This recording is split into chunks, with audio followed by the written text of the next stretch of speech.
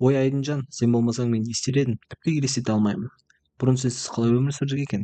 Айдын құралдарын жинайды. Қойыңызшы Маржан апа. Бұл 5 минуттық жұмыс қана. Ілмекті басқа жерге ауыстыру керек болды. Айдын қақпақты ашып жапты. Бәрі жаңа сияқты істеп тұрды. Саған 5 минут, ал бізге бір күн әуре боламыз. Түк түсінбейміз. Біз әйеліміз ғой, қолымыздан түк келмейді. Үстіне жас та бар. Қандай жас? Біз сізді әлі тұрмысқа беріп жібереміз, Маржан апа.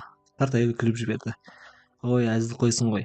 Айдын бір жыл бұрын осы ауылға келген. Үй сатып алып бірден жөндеуге кірісті. Көршілер көбіне қарттар. Ер адамның қолынан қирап қалған үйлердің қайта жанданып жатқанын қуана тамашалады. Мұндай үйлер ауылда көп еді. Жастар көшіп кеткен, ал қарттар жерге сіңіп бара жатқандай. Мұны өмір бойы осы жерде тұрған адамдарға көру өте ауыр болды. Ешкім одан неге жас, дені сау ер адамның осы жерге жалғыз келгенін сұрамады. Келсе демек солай керек. Жарайды Маржан апа, мен кетейін. Кешке дейін қысымызды өлшеп кетемін. Ой Айдынжан, өз ісіңмен айналыса бер. Менің қысымымда ештеңе болмайды. Әрине, ал кеше басыңыз айналып картоптың арығынан құлап кеткен кім еді? Мен бе? Әйел күліп жіберді. Сен бәрін қашан көріп үлгересің? Күнге аздап қызып кеткенсіз. Енді не, әр сағат сайын қысымымды өлшейін бе? Айдын өз қақпасына кіргенде Маржан апайдың таңғалған дауысы естіді. Ой, мынау кім ауылдың ішінен жүн ұрғандай шауып келе жатқан? Айдын артына қарады. Ауыл жолымен бір көлік аңдатып келе жатты. Қаздар мен тауықтар жан-жаққа қашты. Бірдеңе болды. Көлік Маржан апайдың қақпасының алдына тоқтады. Рөлде бір ер адам шығып жүк салғысын ашты. Олжас, құдайым-ау, не болды? Айдын түсінді. Бұл көршінің күйеу баласы. Маржан апай бірнеше рет оның есімін айтып кеткен еді.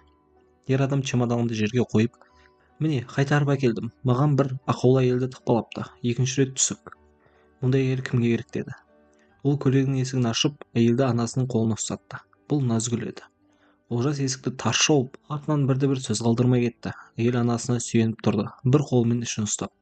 Назгүл, қызым, не ауырып тұр? Ештеңе емес, мама. Қалай ғана? Мұндай алыс жолға қалай шығарды? Маржан апа кетіп бара жатқан көліктің соңынан жұдырығын түйіп қызын үйге кіргізді.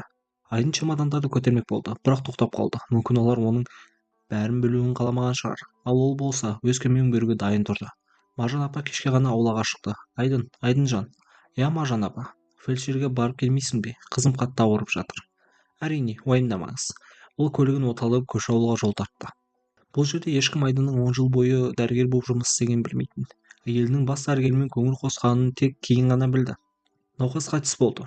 Айдын ешқашан мұндай жағдайға тап болмаған, абдырап қалды. Егер тергеуші әріптесін суға батырғанын байқамағанда, Айдын жауапқа тартылатын еді.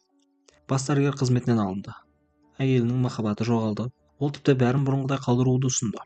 Айдын ауылда өскен, сол себепті ауылдан үй сатып алды. Өзіне уәде берді. Ешқашан дәрігер екенін айтпайды. Фермерлікпен айналысады. Пәтер сатқан, ақшасы жетеді. Фельдшер оны тыңдап, бұл менің салам емес. Үйде туған күн, қонақтар бар деді. Сіз дәрігерсіз бе әлде кімсіз? Айдын дауыс көтерді. Әйел түстіктен кейін ұзақ уақыт жол жүріп, қатты күйзеліс көрді. Фельдшер үнсіз қалды, бірақ kesуге мәжбүр болды.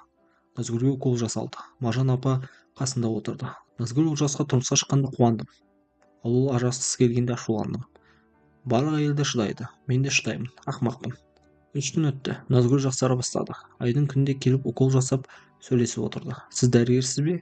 Bir күні сұрады ол. Бұрын едім. Содан кейін Айдын жай ғана келіп әңгімелесіп күлді. Өз тарихын айтып берді. Сіз өтірік айтпайсыз ба деп таңғалды Назгүл.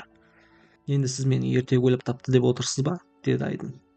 Біртіндеп ол өмірге қайта орала бастады. Айдын бизнес бастауға ниет етті. Ал Назгүл есеп-қисапқа көмектесті. Ол экономист болып шықты. Бір күн Айдын материал алуға кетті. 3 күннен кейін қайтып келді. Көңілі қараңғы. Назгүл, мен қалай өмір сүруді білмеймін. Мен осы жерде ешкімді сүймей келдім. Бірақ сен келдің. Сенсіз осы күндерде мен өліп кетер едім. Ал мен де осыны қабылдауым керек Айдын. Маржан апа дүкеннен оралғанда оларды құшақтасып тұрғанын көріп есікті үнсіз жауып кетті. Уақыт өтті.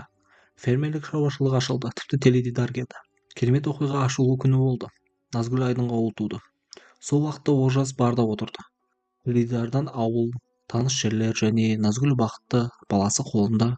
Бұл мүмкін емес. Стакан оның қолында жарылды. Ол сенімді болды. Назгүл қалпына келмейді. Дәрігер айтып еді. Бұл енді соңғы. Енді ол балалы бола алмайды. Бірақ ол қатты қателескен еді.